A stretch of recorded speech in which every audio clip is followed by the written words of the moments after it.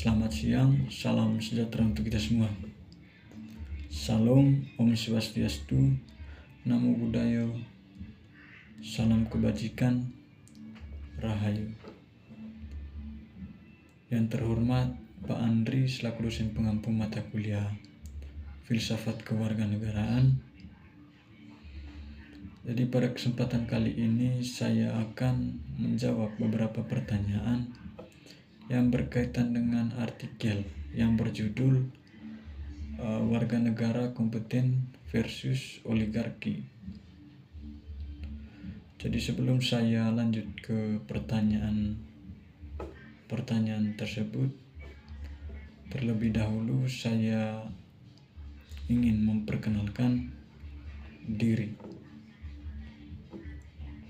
Ya, nama saya Ignatius Ampu dengan NIM 240401040018. Jadi langsung saja kita ke pertanyaan yang pertama.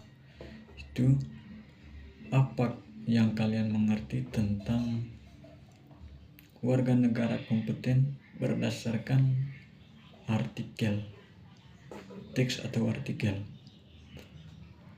Jadi warga negara kompeten yaitu warga yang sadar akan hak-haknya dan hak sesamanya, serta mampu merumuskan dan memperjuangkan kepentingan publik dengan cara mengorganisasi diri. Mereka juga aktif dalam kehidupan publik dan memahami isu-isu kebangsaan dan ikut serta dalam pengambilan keputusan. Dan mereka juga terlibat dalam berbagai organisasi masyarakat sipil untuk memperjuangkan keadilan, akuntabilitas, dan transparansi dalam pemerintahan. Kemudian yang kedua, situasi apa yang terjadi dalam Republik Indonesia saat pemilu di tahun 2024. Jadi situasi yang terjadi pada saat pemilu di Indonesia di tahun 2024 itu dominasi oligarki dalam politik pemilu 2024 yang berlangsung di tengah lingkaran setan kekuasaan yang dikuasai oleh pemimpin partai, penguasa, dan para penegak hukum.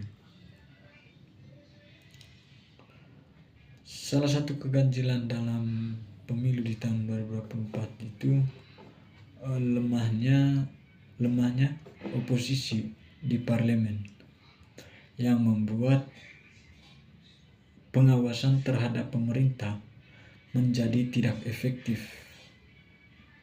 Hal ini diduga merupakan bagian dari strategi menguasai parlemen demi mempertahankan kekuasaan mereka sendiri.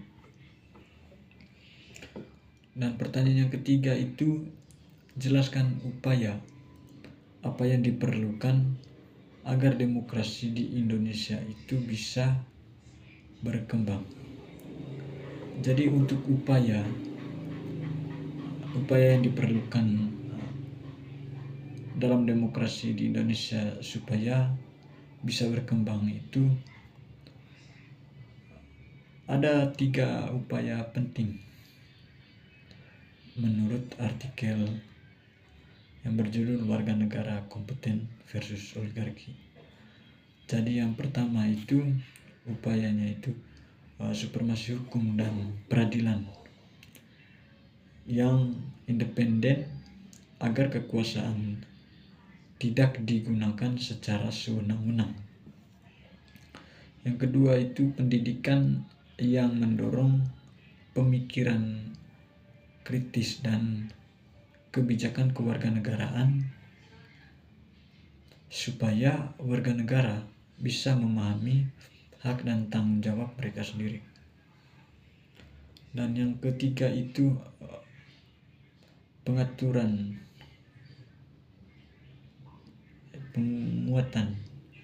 penguatan masyarakat sipil dan organisasi perantara seperti ormasa keagamaan dan LSM, dan dimana agar dapat menyeimbangkan kekuasaan dan meningkatkan partisipasi publik.